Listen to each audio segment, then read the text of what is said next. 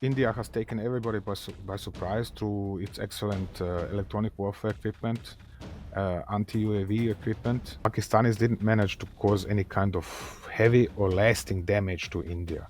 India was curious to hit terror training camps, and everything that happened after India did that is Pakistan's fault. Pakistanis are not doing such things if they are not convinced that things can only get worse for them.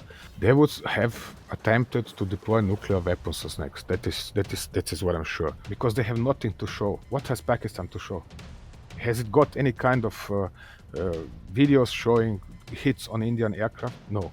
Has it got any kind of video evidence showing hits on Indian air bases? No. India did not give Pakistan any kind of a chance. And you can be sure Pakistanis continued firing PL-15 at Indian fighter jets inside Indian airspace on the 8th and 9th of May, but did not shut down even a single one, as far as I know, not a single one additional aircraft. Indian Air Force has established itself in a position of superiority vis-a-vis its opponent. That is also a part of Pakistan's defeat.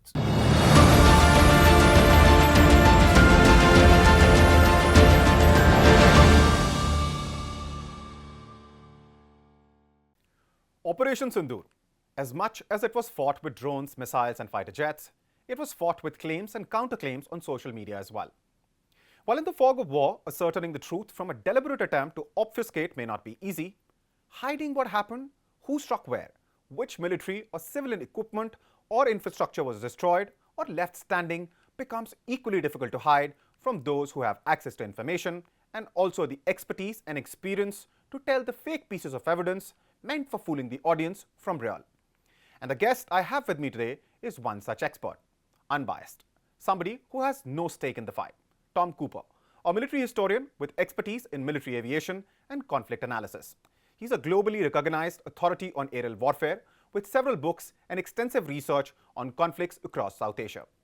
Mr. Cooper, welcome. Thank you very much for inviting me, and nice to be with you today. Now, Mr. Cooper, let's start at the start. When India decided this was the moment to strike the known terror infrastructure inside Pakistan, what must have been the preparation that must have gone in beforehand? What were the most significant intelligence and reconnaissance measures that perhaps went into striking targets deep inside Pakistan with precision? There was probably at least two sets of intelligence information. One was about terror camps, another was about condition of the Pakistani armed forces in general, which means detailed reviews of Pakistani nuclear weapons storage site, nuclear facilities, of defenses of the same facilities, of the condition and composition of the Pakistani integrated air defense system, of the condition and deployment and operations of the Pakistani Air Force, and then further down the scale, essentially you are talking about ground forces, naval forces, their positions, their capabilities, their intentions, all of this. And this is what the Indian Armed Forces started with. Now, talking about some of the weaponry which was used, what do you think about some of the next generation weaponry and electronic warfare capabilities of India? And how does it compare with the offensive and defensive capabilities of a typical well-equipped Western army? On one side, India has taken everybody by surprise through its excellent electronic warfare equipment, anti-UAV equipment, and not only by the presence of the same, but by the high availability of the same, which means there were, for example, the Bell D4 system for countering UAVs was available in significant numbers, or at least in numbers which are such that it could be deployed everywhere where it matters, or in all the areas attacked by Pakistanis. And it was available in sufficient numbers to counter multiple large waves of Pakistani UAVs. It's the same with Indian air defenses. That means surface-to-air missiles, for example. Not only the Air Force had a sufficient number of Barak 8s, Akash in particular, and Spider and other air defense systems, but it was closely integrated with the Army. And the Army is operating its own air defense systems like SA-8 and similar. And these are all available in sufficient numbers to protect all the installations which were necessary to protect, which in the case of India, one has to keep in mind this is a huge country. The front line of alone of the Pakistani UAV attacks was something stretching over something like 500 kilometers on north to south axis. Yep. This means that there was lots of objects to protect, lots of airspace to protect, and in grand total, Indian air defenses have and electronic warfare systems have functioned really excellently and have blocked or shot down something like 90% of incoming Pakistani UAVs, artillery rockets, and especially all the ballistic missiles that were fired at India. Right. So it's not just about the quality, it's also about the quantity.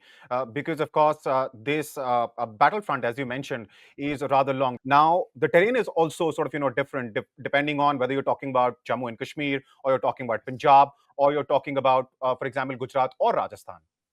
Yes.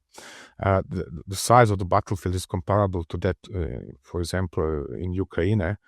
And obviously, Indian air defenses, better Air Force, or actually Air Force and the Army in combination, have managed to do better than either Russia or Ukraine, for example. It doesn't matter which of the two sides. Even if Russia is designer and manufacturer of S-400, its S-400s are not working that well as Indian S-400s. Why?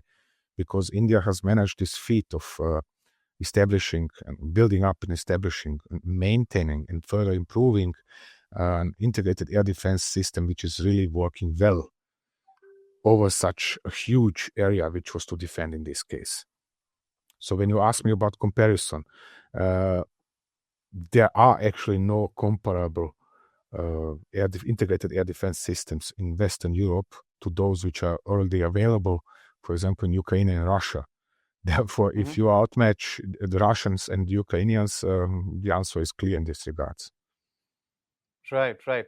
And in case of India, of course, the integrated air defense system that you're talking about had, of course, Russian pieces of equipment. Then there were, Indian, for example, Akash, and there were other guns as well, which were Yes. upgraded, old artillery guns, which were upgraded. So all of this came together very nicely. Yes. And India, as you were saying earlier, was able to repel, most of whatever Pakistan was firing at India. Point Now, is that Pakistanis didn't manage to cause any kind of heavy or lasting damage to India. There was no air base which was knocked out of operations. There is no major army facility where something bigger was destroyed or major or some installation or building or facility of major importance was hit. So whatever they have hit was a little bit of this, a little bit of that. For example, at Adempur, where they have boasted with destruction of an entire base, they have actually damaged a part of S-400 system, and one Indian, I'm not sure if officer or other rank, was killed. This is all the damage that they have actually caused to the airbase.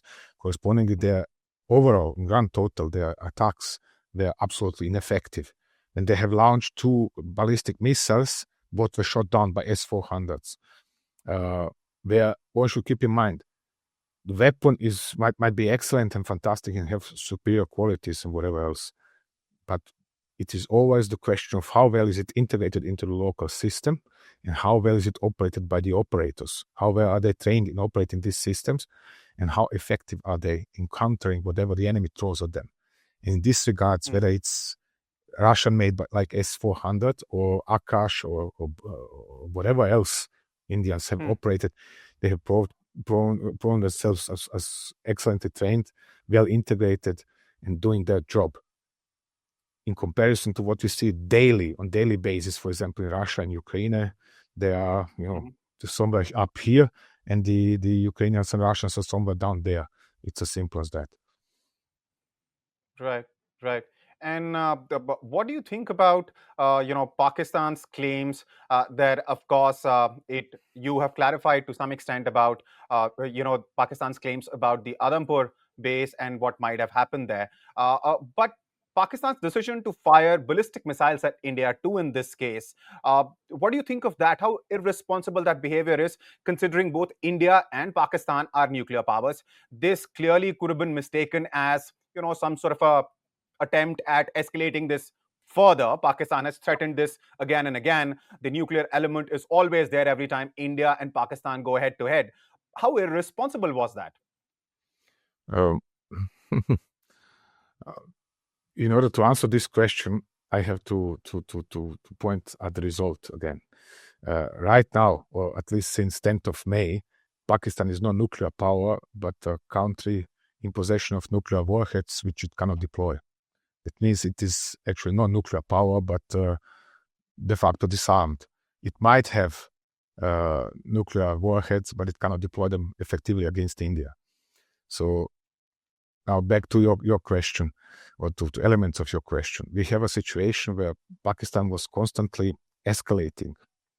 India has clearly made it clear, and that crystal clear, that just like during the Balakot affair in 2019, that it is only after terror camps, and it is targeting only terror camps, even if knowing that these terror camps are actually also camps of the Inter-Service Intelligence Service of Pakistan, which is a military intelligence service, including military personnel. So when India hit these terror camps, it has also hit members of the Pakistani armed forces, as obvious also from funerals, on which martyrs, jihadists, trained and commanded by the Inter-Service Intelligence, were buried, but with full ceremony and on a funeral sponsored by the Pakistani state, and in full presence, in numerical presence of Pakistani armed forces. So we have this point. On the other side, Pakistan has made it clear, if India does this, then it is going to hit back. So it's escalated and hit back on India, and this was unsuccessful. At which point India switched its tactics and said, okay, we came in with the intention of targeting terror camps, but you want to escalate? Okay, we can do that even better than you, and hit at the Pakistani air defense systems. From that point onwards, this became a very well organized, very well orchestrated, very precise operation, targeting selected spots inside Pakistan in order to make the Pakistani leadership clear that India can disable their capability. It is not only calling their nuclear threats bluff, but it can disable them. It means that it can take away Pakistan's ability to strike at India with nuclear weapons. So Pakistanis attempted to escalate again. On 9th of May, they came back not only with UAVs and artillery rockets, but also with their air force. And this attack was actually repelled as well by the Indian Air Force and the Indian air defenses. All they have done was, or achieved, was to claim that they have deployed these Chinese-made air-launched ballistic missiles, CM-400, from their GF-17s, and have hit whether the same or another S-400 system. Even if they would have hit that system, they would have knocked out only one radar and nothing else, because this CM-400s are guided by the radar emissions from Indian radars. So this didn't work either. And it appears that Pakistan has suffered quite some losses in its air force. And after this Pakistani escalation, India hit back even harder on Pakistan air bases, in retaliation for which, and apostrophes, Pakistan then fired 2 ballistic missiles. So now, at that point in time, one was intercepted over Sirsa, another of the 2 ballistic missiles somewhere else, I don't recall the name right now. But the point was this, both were shot down. And at that point in time, India said, okay, and now we are going to show you what we can really do to you, which is to target the nuclear command center in Chaklara and the entrances to this underground facility at Kirna Hills, which are part of Sagoda Mushaf Air Base Complex. This is a huge facility of ammunition bunkers, of garages for Pakistani ballistic missiles, and the strike on these entrances to underground facilities blocked the entrance and exit from the facilities. It means from that point in time. However, Mr. Cooper, Sorry, Yes, I'm interrupting you, but briefly only. You can, of course, no carry on with problem. your response. But India categorically denied, Mm. targeting Pakistan's nuclear installations. Well, that is very simple to explain. One side into sarcasm, and into sarcasm caused by the fact that Pakistan failed or intentionally did not declare this facility, because Pakistan is obliged by international treaties and by a treaty between Delhi and Islamabad to declare every single nuclear facility or every single facility related to its Hmm. nuclear weaponry or peaceful purposes, whatever it is. And it did not declare this facility in Kirna Hills.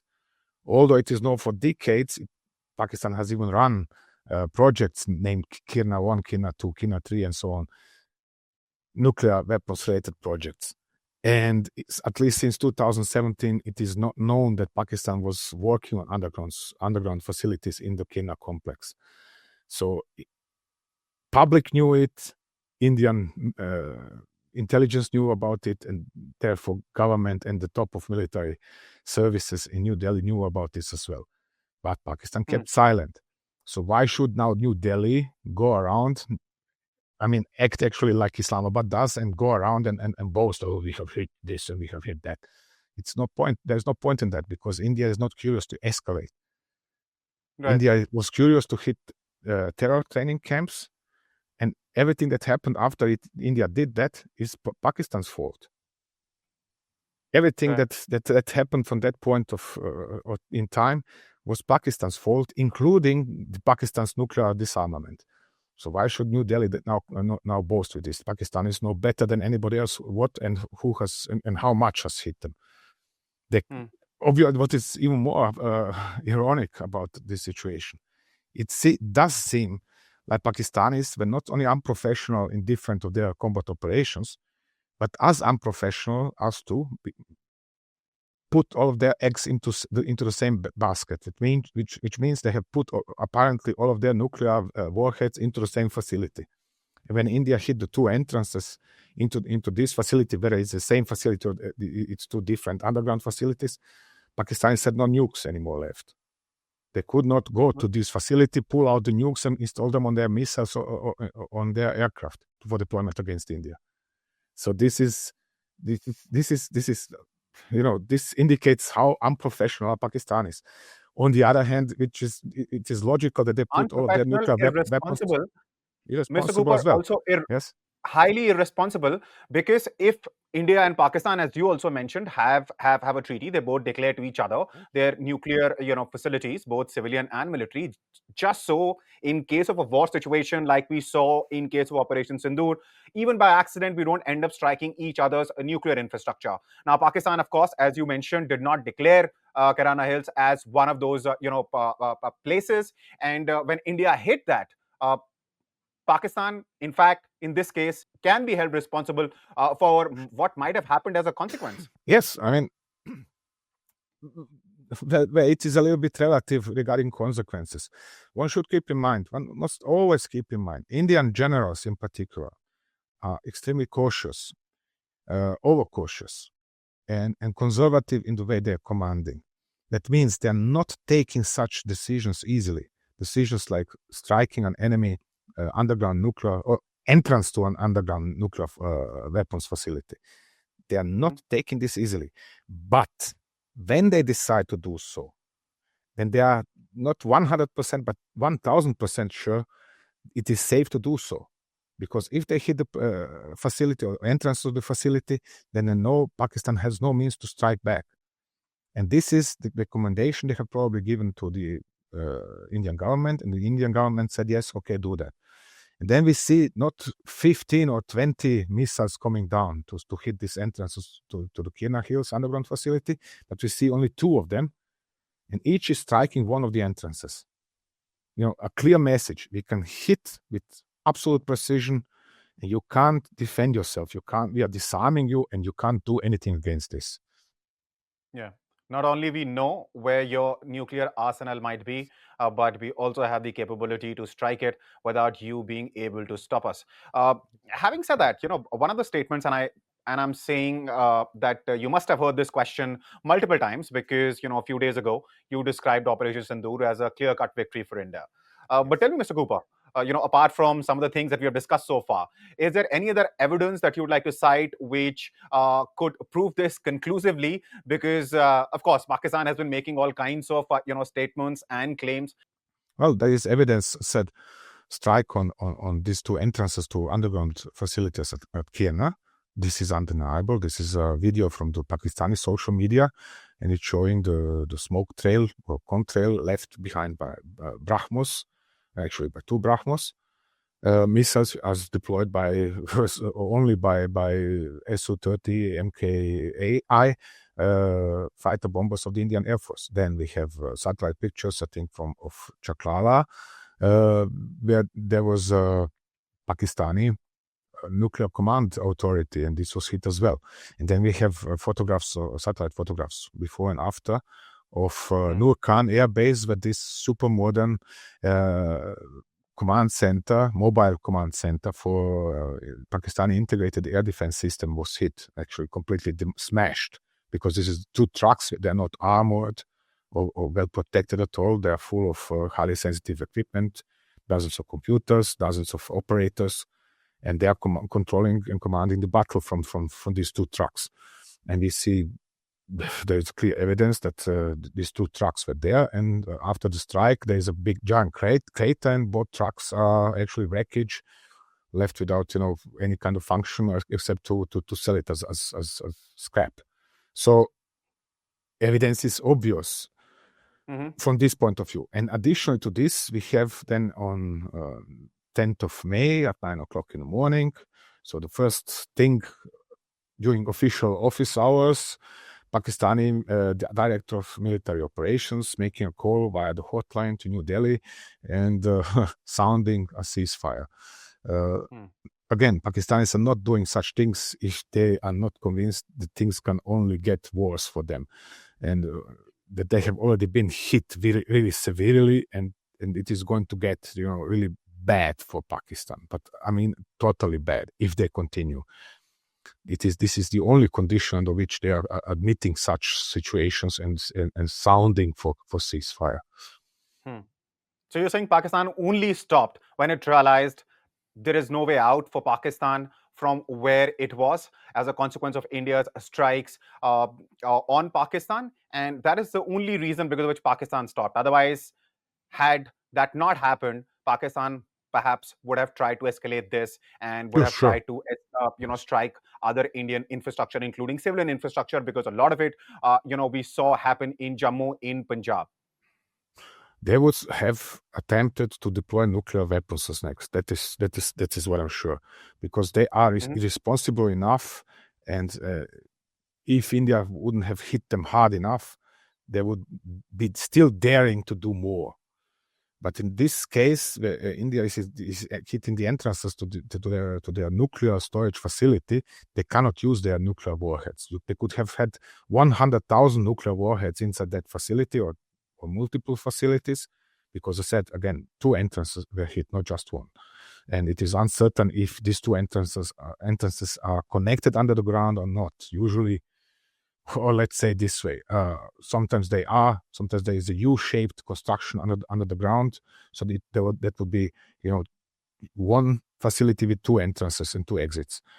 Or alternatively, it is possible that there are two different facilities, one going in one direction, the other in another direction, so they are separate from each other.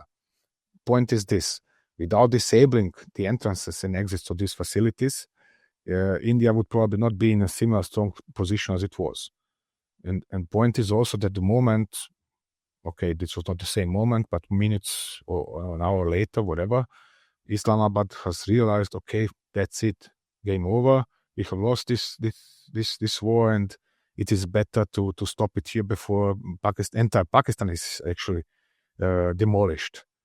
Because when India has the ability to strike such facilities like Kirna Hills, then it has equal capability or even more capability to strike, for example, not only terror camps or headquarters of the armed forces or headquarters of specific army corps of the Pakistani army, but it has capability to strike also the troops along the border, troops along the line of control.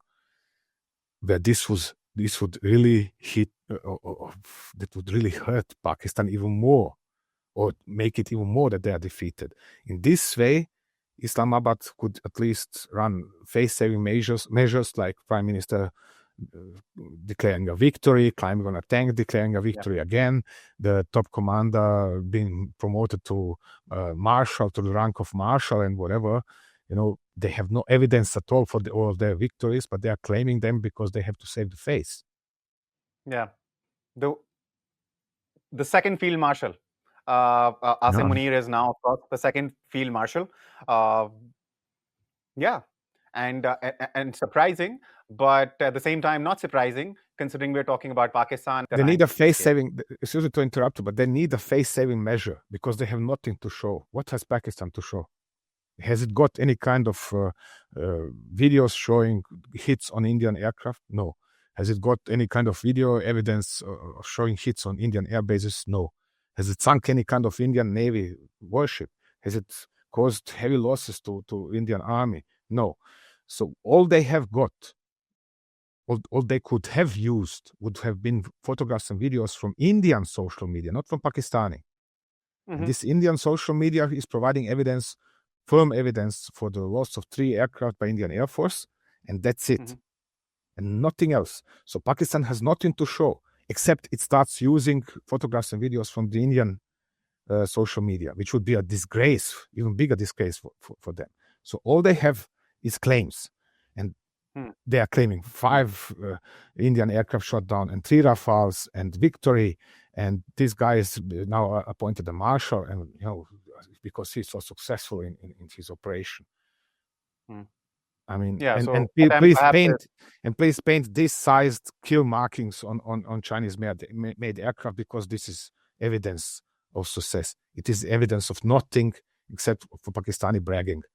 It is actually shameful what they are doing with their armed forces, because these armed forces are proud and claiming for themselves to be professional, while under the surface, when you check the Pakistani social media, you can find members, officers, and other ranks of their, for example, air defense branch, posting photographs of their well-concealed HQ-9 system in Karachi area, deployed in Karachi area, which India was certainly capable of geolocating and striking as a result, which means the Pakistani officers and other ranks are not professional as they claim they are.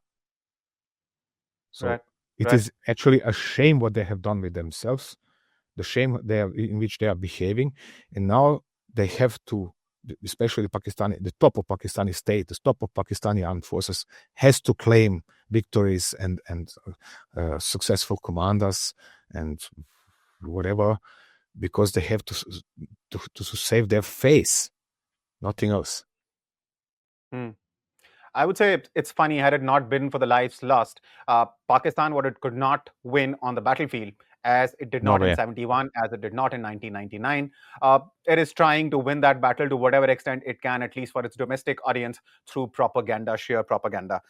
Having said that, couple of other aspects of Operation Sindoor I also wanted to talk to you about before we wrap this up is, of course, the use of Turkish drones by Pakistan and a Chinese P-15 missile. Okay, let's start with Turkish UAVs, for example. They are good weaponry for fighting, let's say, an opponent which is less well armed than India. They are good weaponry for fighting an opponent the way Pakistan thought India is. Apparently, Pakistani intelligence was not better informed about the status of the Indian integrated air defense system than I was, and I haven't held it in particular good esteem, I must admit. I have no shame.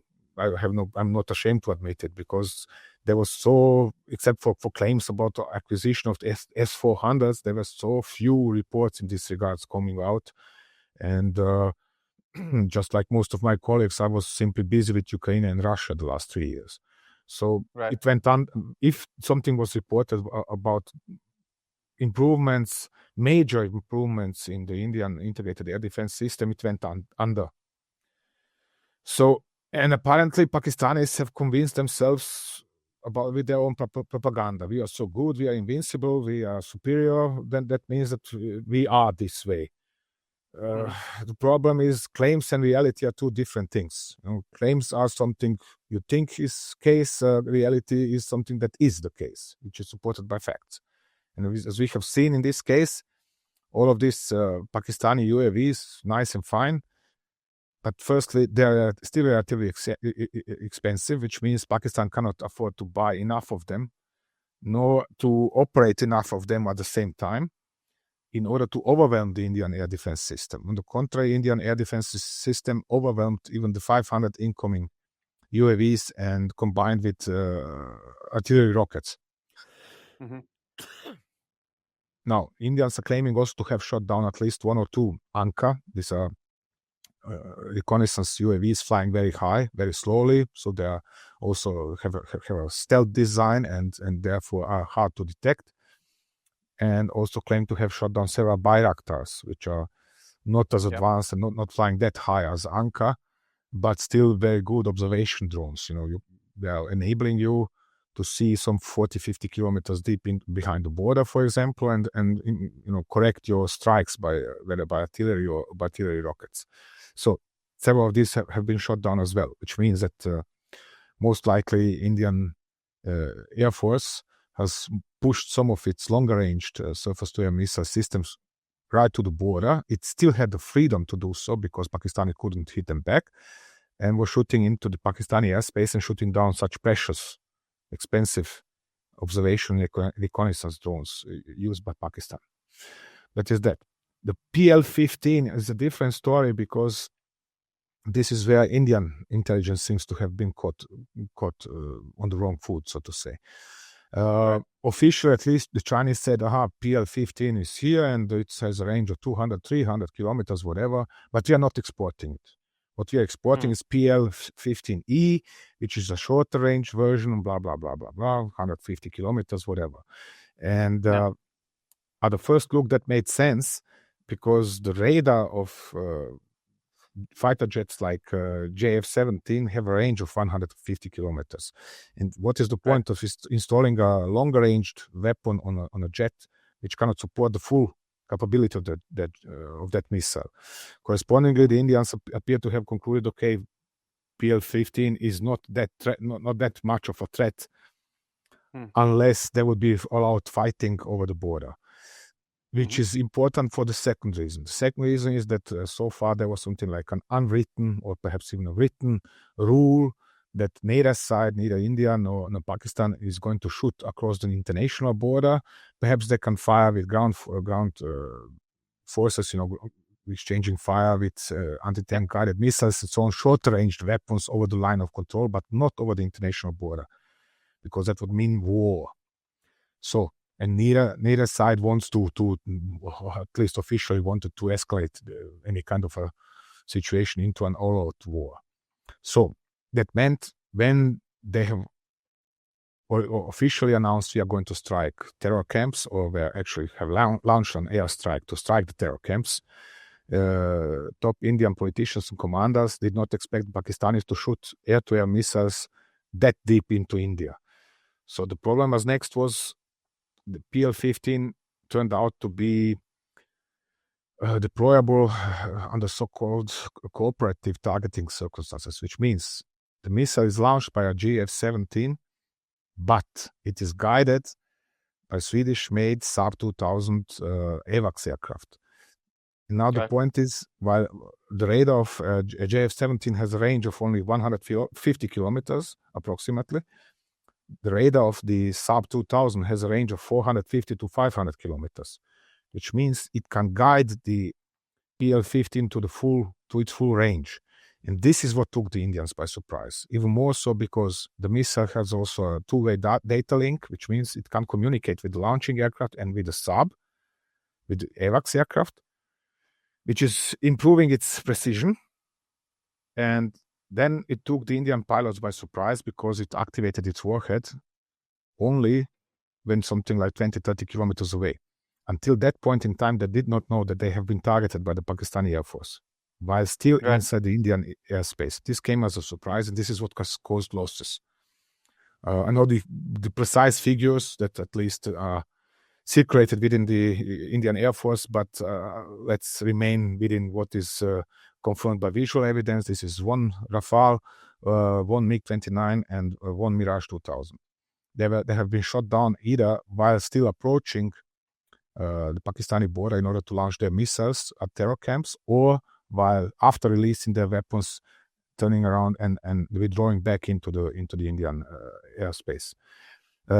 Most of cases, actually, it seems that the missiles in question, PL-15s, did not score a direct hit, but rather proximity fused somewhere behind their targets. For example, on the wreckage of the Rafale, you can see on the afterburner feeders, there are holes on the upper side of them, which means the missile exploded somewhere behind the targeted aircraft and above it, which is also the reason why as far as is known, none of the Indian pilots that were shot down was killed, probably somewhere injured by shrapnel. So this came as a surprise, but once it turned around and went for an all-out, under post office all-out, because India could have hit Pakistan even harder than it did, for an all-out solution, India did not give Pakistan any kind of a chance. And you can be sure Pakistanis continued firing PL-15 at Indian fighter jets inside Indian airspace on the 8th and 9th of May, but did not shut down even a single one, as far as I know, not a single one additional aircraft. So that means that India has rather quickly found a solution to counter the PL-15, and in turn, at the same time, India has claimed quite a number of Pakistani aircraft on 8th and the 9th of May, which means it was able of acting on its own. Again, Pakistani Air Force wouldn't have withdrawn back into its airspace, deep into its airspace, without a reason. They have been hit, and there was lots of danger for them of suffering even more casualties, even more losses. That's why they have withdrawn. In turn, enabling Indian Air Force by the afternoon of 9th of May to grant itself or to spread itself, to spread its operations, to move its fighters closer to the Pakistani border, even operate inside Pakistani airspace and selected targets with short range weapons, not only with Brahmos or Scalp, but also with or with Rampage, but also with Hammer, with precision guided bombs, which actually, rocket powered bombs that have a range of around 20-30 kilometers, perhaps 70 under ideal conditions.